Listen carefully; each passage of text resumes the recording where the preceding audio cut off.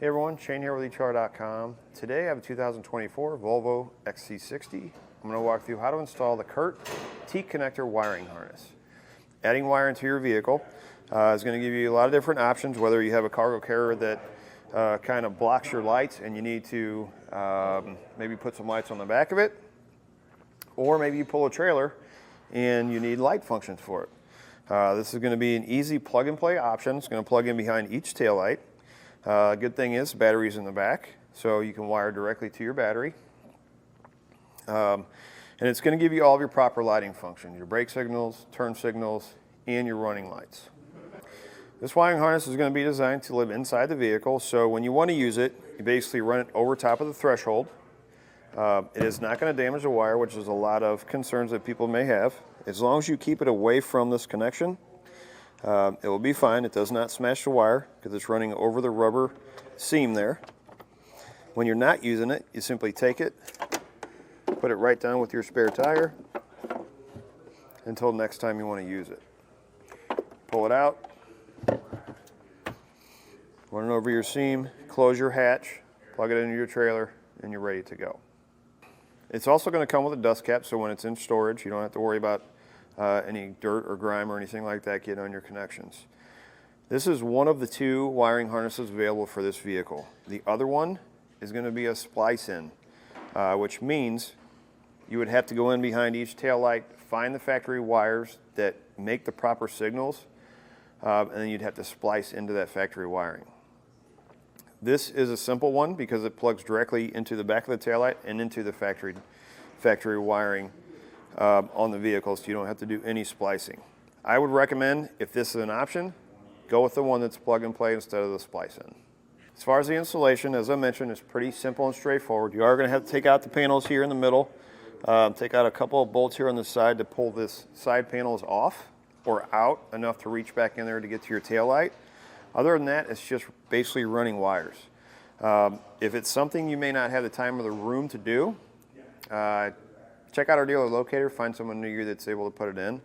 If you're wanting to give it a try, I promise you can do it on the ground, you can do it in your garage or in your driveway with a few simple tools.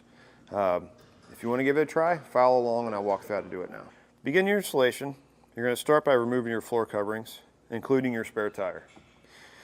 Then we're going to take an 8mm socket. On each side, you're going to have a bolt right here. Remove that bolt. You're going to need a 10mm socket and a very small flathead screwdriver. Your tie downs. There's a little open end right there. You need to try to pop this up. Try not to break it. It might be better if you have a pick with a little hook on it. You're going to have one here and you're going to have one in that corner on each side. You're going to remove both of them.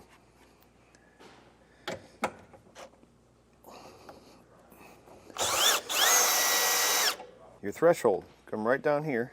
You're going to have a bolt here. We're going to go back to the 8mm. You're going to have one on this side.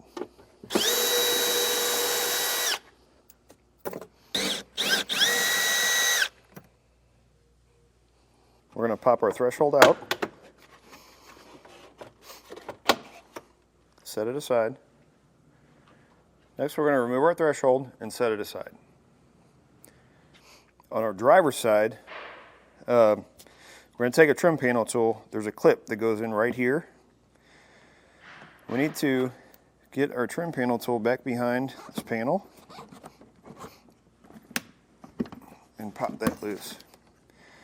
On your passenger side, it's going to be a little bit easier because this is a piece of hard board here on this edge, so it's hard to get it over the top of this. So on the driver's side, we're going to pull from the top up like this, lift and pull it over the top.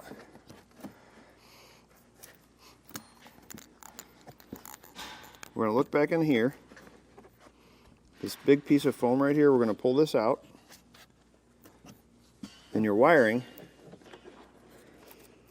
is right here and plugs right into the back of the tail light.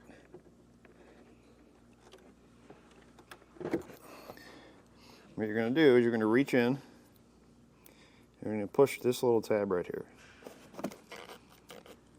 We're going to take this end with our yellow, brown, and red wire on our driver's side. We're going to plug one end into the factory wiring. The other end is going to go back into the tail light.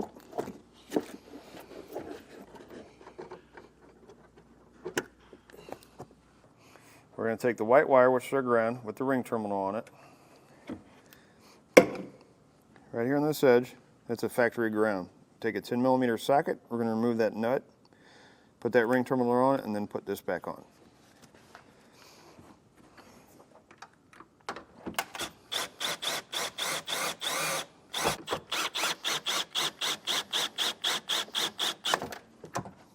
We're going to take this bundle of wire that comes in your kit. You're going to cut off about 5 or 6 feet because we're going to be attaching it to our battery, which is right here. Strip off one end.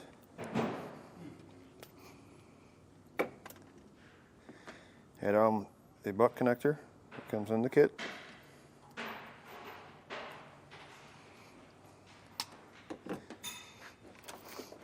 On your converter box, it's going to have a black wire. It's already stripped. Other end of the butt connector, and then crimp it together.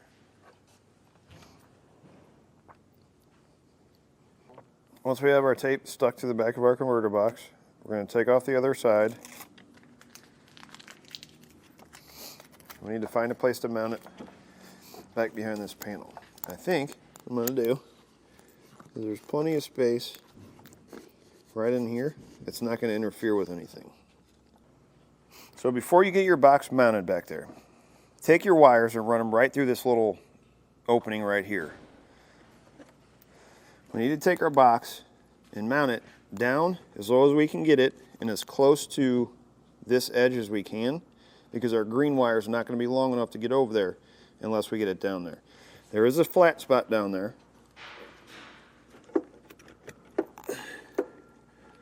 I'm going to push it over as far as I can.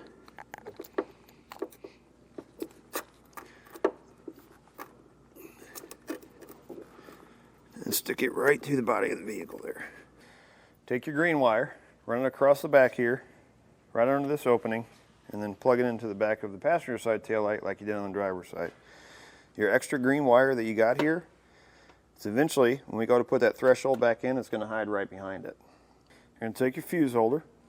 You're going to put a butt connector on one end, ring terminal on the other. Take your black power wire, run it underneath this foam right over to where your battery is, and I ran it right along over this side. Now we can cut it down to size and add on our fuse holder.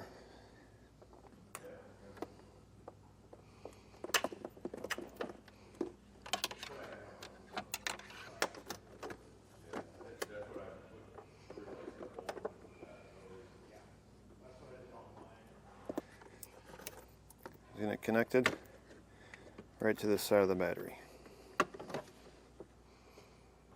1/2-inch socket. We're going to take this large nut off.